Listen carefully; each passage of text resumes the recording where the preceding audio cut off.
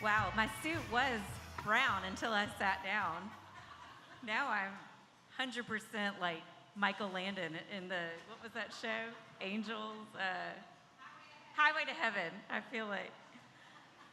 Well, welcome to Macon, y'all. I'm reiterating what my friend Elizabeth Shore just said about welcoming here to this beautiful venue, Fall Line Brewery. They're a proud investor in the Greater Macon Chamber of Commerce, and where we have our annual awards every year.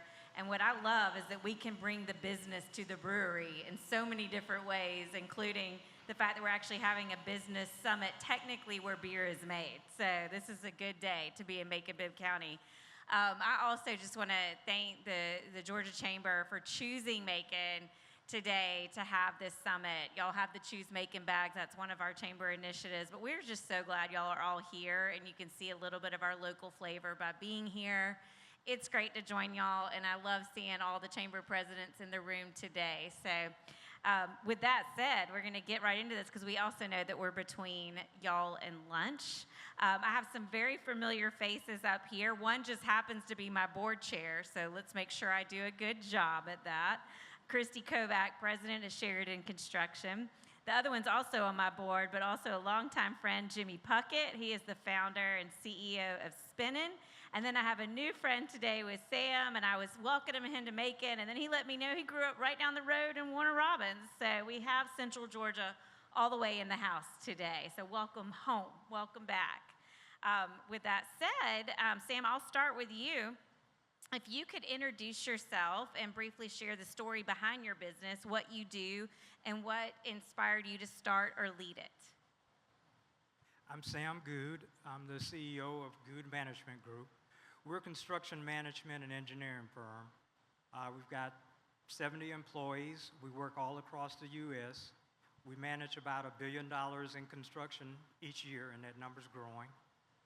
We do everything from road work, bridges, high-rise mixed-use developments. We do a lot of school work, a lot of specialty facilities like the Football Hall of Fame in Atlanta, the Center for Civil and Human Rights. You may have seen a number of our trucks out on the road inspecting work on the I-16, I-75 work. But I guess a little bit about my story is, I like to say I did it the old-fashioned way. And I'm not putting it out there as a recommendation. That's just my story. I came up in a large international construction and engineering firm, and I managed 3 of their business units. I'm a little conservative, and I think I was probably a little overly conservative in terms of I didn't leave there until I was 47 years old. I probably should have left maybe 10 years earlier. But something I read years ago, and I believe it to be true, and my experience has shown me that it's true. In order to start and run a successful business, it takes 3 things. That's capital, capital, and capital. Now, there's intellectual capital, and that's learning and knowing as much as you possibly can about the business, and finding individuals to fill in the gaps on things that you don't know. And then, of course, there's social capital in terms of having relationships with partners, clients, employees, and then financial capital. And my story is I stuck around with this company until I had amassed most of that, and then just left and took my Rolodex with me, and we were off and running pretty quickly in the business. Jimmy, I can't wait to hear this because I knew you then when he was practically working out of a basement. And it's funny, we go way back enough where I was an early website client, but I also made him do a photo shoot and dress up and wear sunglasses. And like we were trying everything back in those days to get the word out. And now here you are. Yes, ma'am. This has been an amazing journey. So again, my name is Jimmy Puckett. I'm the CEO of SPINEN. It was started actually in 1997. I came to Mercer in 95.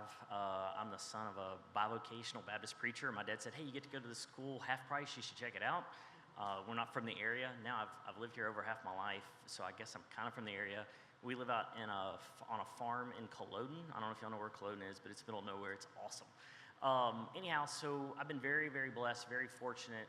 We've amassed a team of just phenomenal people and a collection of phenomenal clients. And so we help companies with their IT. We're a security-first group that really leverages automation to help people do things efficiently and accurately, things along those lines. I'm looking forward to the panel and talking more about it in future questions. All right, so Christy, I know you don't like to brag on yourself too much, but you're a first in your industry as well for our state of Georgia. And so I looked up to you for years because you were the first woman named to preside over a major construction company in the state of Georgia.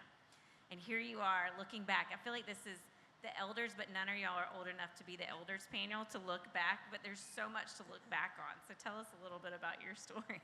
Sure. I'm Christy Kovac, President and CEO of Sheridan Construction, and we are a commercial general contractor and construction management company, and we serve the state of Georgia in many segments: educational, government, medical, and private. And we are an employee-owned company. We have 70 employees and 3 offices. Macon is our home office. We have an office in LaGrange and one in Athens. And my story starts with my granddad, who was a big influence in my life, and he encouraged me to go to engineering school. And he knew I was good at math, and so that's where he pushed me. So that's where my career started, and I would say my mentors, friends along the way have continued to push me and see value and offer opportunities that I've stepped up to. So Christy, we'll stick right there with that. What key decision or turning point most impacted Sheridan's growth and sustainability where we are today? I would say there were a couple of them. One is the transition to an employee-owned company. The former president, Chris Sheridan Jr., whose father, Chris Sheridan Sr., founded the company, wanted to continue the company and was looking for the best route to continue that legacy. So we transitioned to 100% ESOP in 2016, and it is a benefit to the employees who, when they pour their hard work and effort into the company, they receive shares and rewards back for that. That's one. I would say another important one is building a good leadership team, and then just standing on the principles that the company was founded on. Good answer. All right, Jimmy, keep it going. What key decision or turning point impacted SPINEN's growth and continued sustainability? Yeah, actually, that's an awesome question, and it starts with kind of a bad story. It was about 2019. At the time, we had about 250 clients, and we would do about anything for anybody that was related to IT. And we would meet with them, and we would completely nerd out with them, and we would teach them, oh, you've got 3 choices for all these things, and we would try to guide them, and we would let them make a decision that they thought was best for their business. And we had this amazing client, still a client to this day, but they didn't choose to invest in some security things that we had recommended.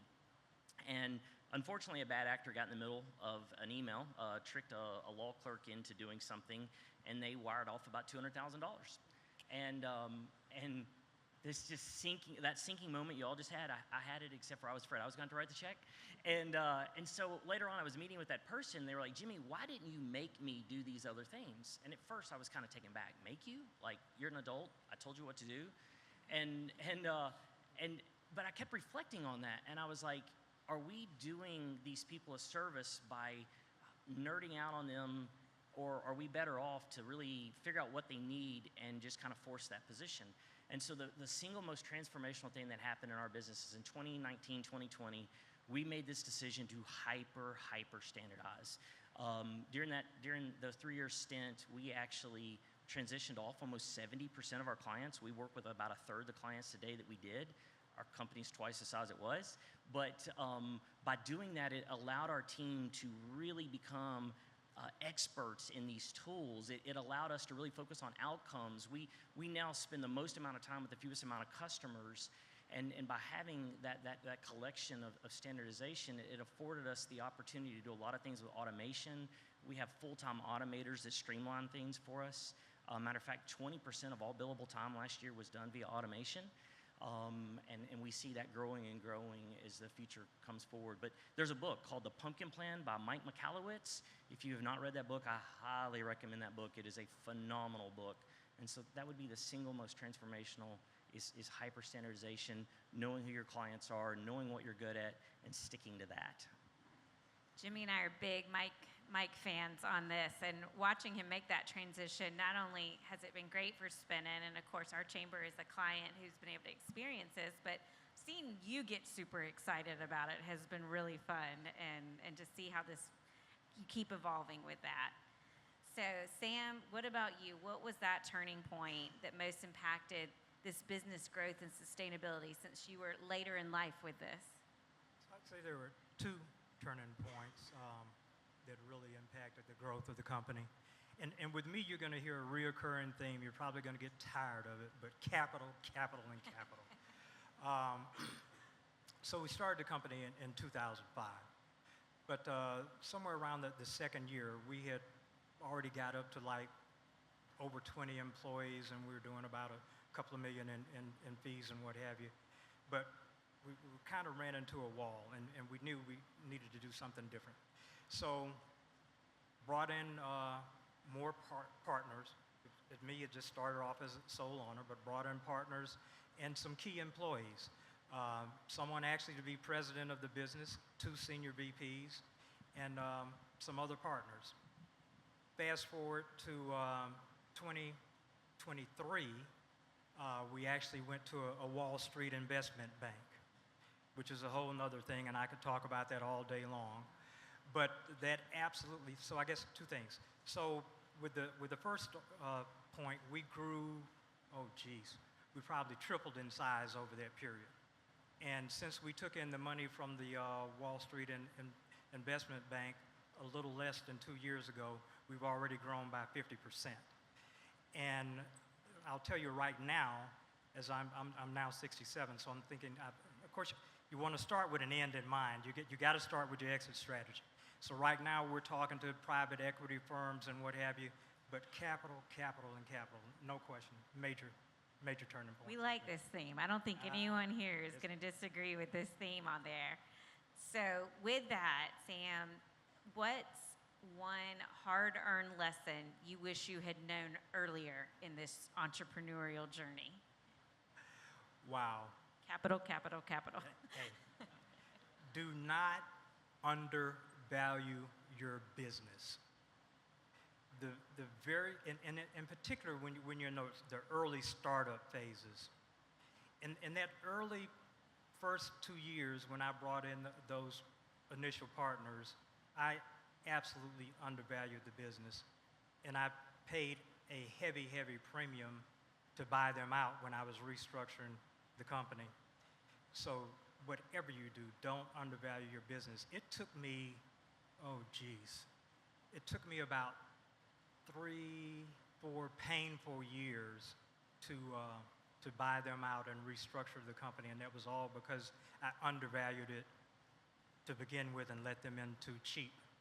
And as the company grew, and it was a real hefty premium and a pain to get them out. Jimmy, I know you've got those hard lessons outside of that ransom note that your client had.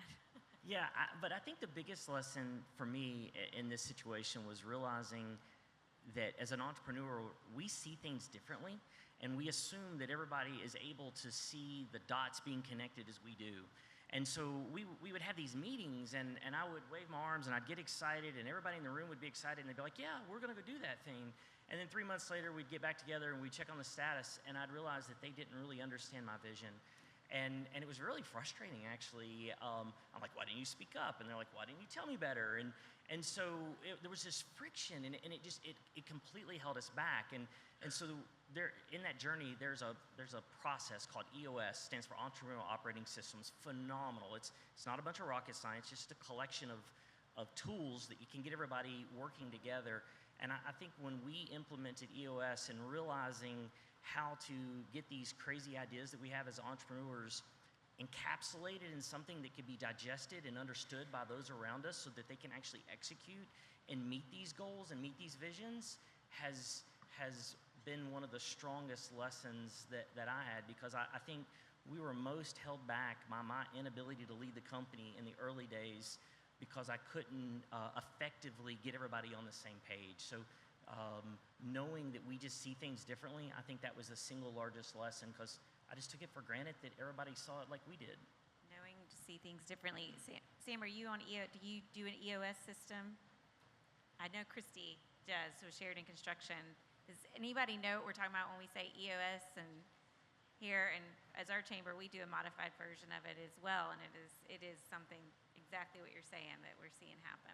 So, Christy, what about those hard-earned lessons in your journey? I would say networking and building relationships early and often.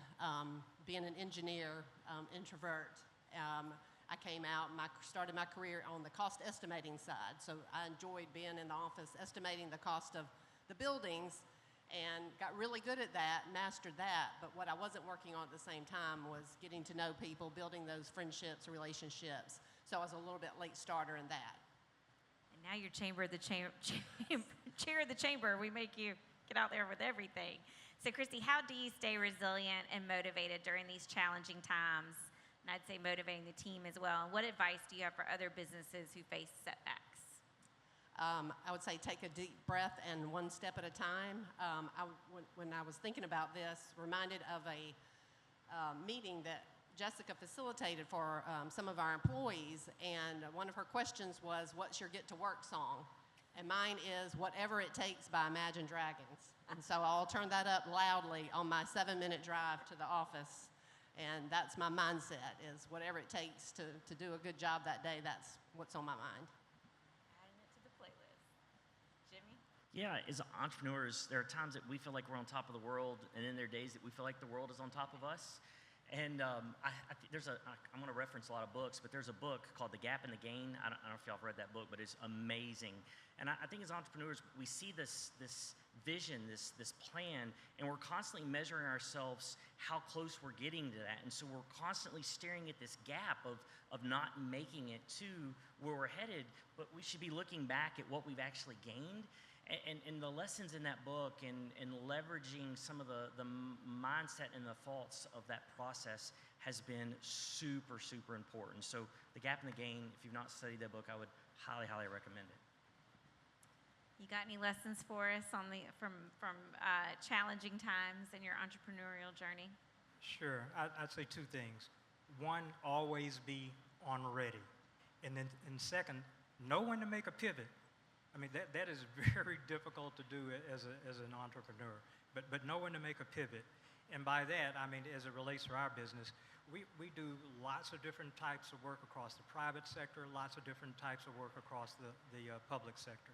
Everything from the streets of Puckett, now known as the Puckett Village, to hospitals, the big, huge addition that was recently done to Grady Memorial Hospital, to the schools that Christy was talking about, but don't hesitate, and I guess I got to throw that in there in terms of hire slow and fire fast, but know when it's time to make a change and understand the difference between a capacity issue and a capability issue.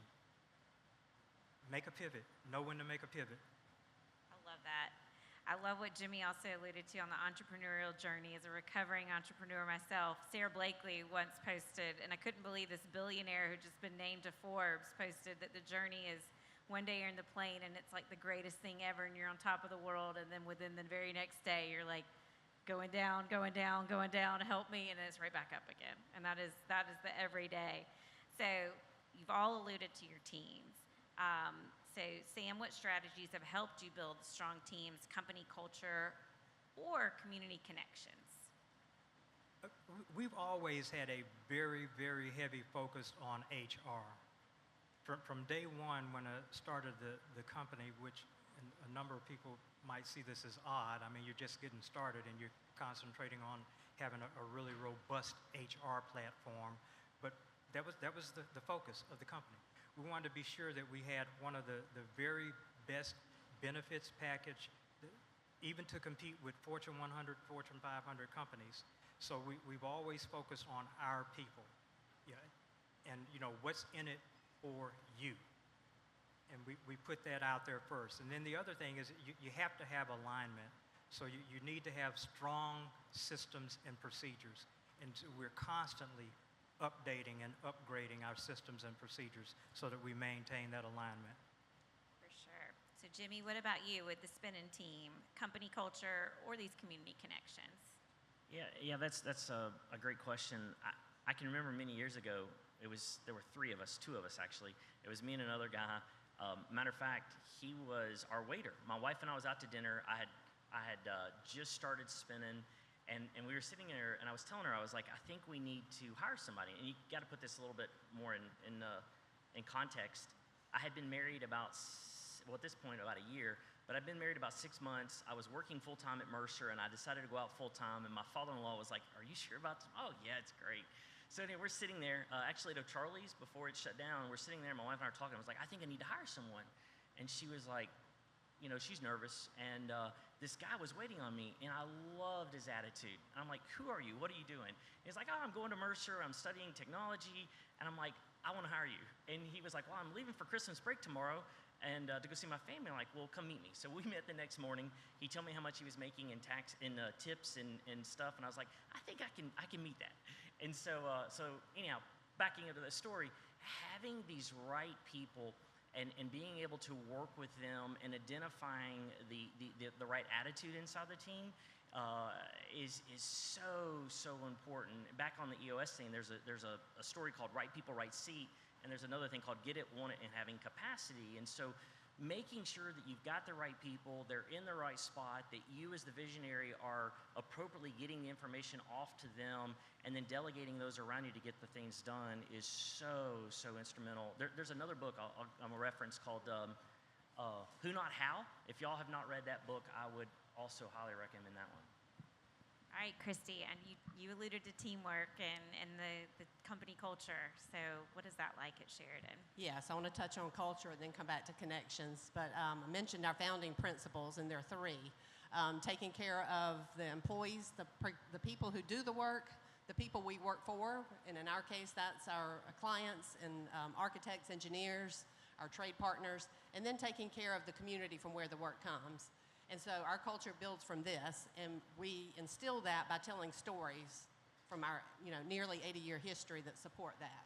And then back to the connections, say yes to every opportunity to serve, because you get the opportunity to work outside of that business transaction, that day-to-day grind, and work beside somebody to really get to know them.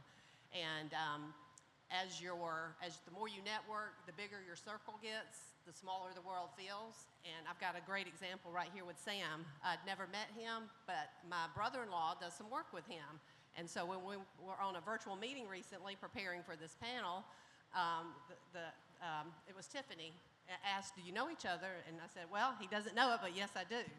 And so we connected that way. So your connections grow the more you are out there. Absolutely.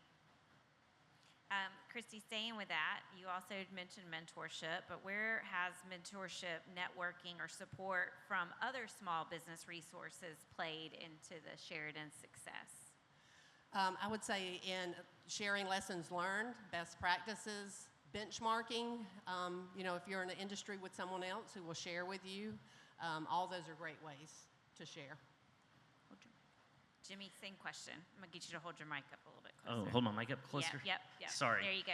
All right. So I'd say there's three areas on that. So one, I would find a peer group. We're in a peer group that is a national. We get together quarterly in person. We get together virtually monthly. We share our numbers from top to bottom. We hold each other accountable. We beat each other up. It is amazing. So first and foremost, I find a peer group in your industry that you can have extremely transparent conversations. That's thing one. Thing two, community. Highly enjoy what the chamber brings to us and the relationships and whatnot. And the third area that I would also tie in is we've reached out to other local IT companies, and I get them together for lunch about every other month. We have one rule: you're not allowed to say a client name. And we get together, we share stories, we talk about, because who knows, there might be a day that we might need one of them to help us do something, or they may need our help. And so by getting to know these people at a personal level, it makes interacting with them at a completely different pace, and it also gives you a little bit of pulse as to what's going on in the community. So reach out to your direct competitors and hang out with them a little bit. Love it. Sam, what about you? I'll put in a quick plug for the chamber. First, I'll just echo the same thing that Christy and Jimmy said in terms of lessons learned and those types of things. But with the chamber, 3 of our major partners are also members of the chamber, and at various chamber events, we have over dinner, drinks, or what have you, kind of strategized and came up with winning some huge contracts together. So a lot of business development. You know, we love these plugs for the chamber. Connection is what we do best. So we're closing this out. So Sam, I'm going to start with you. If you could leave one piece of advice or encouragement with today's audience, what would it be? Maintain balance.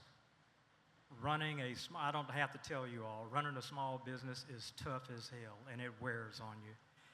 Maintain balance, and by that, always give honor and praise to God. Don't forget where it all comes from. Secondly, exercise your body and also your mind. Try to learn and expand your mind, but exercise, health, stay healthy. Stay healthy. Jimmy? Yeah, so I think the thing to me on that would be to do absolutely what you love. Find something that you can add the most value to others, and through that transaction, it comes back. And so there's a quote, Trip McCarthy with Chick-fil-A, that I've heard it a couple different ways, but essentially it's build better, not bigger, and then your customers will demand bigger. And I think as entrepreneurs, a lot of times we grow our businesses for the sake of growing, and then sometimes we realize it's not built on a very strong foundation.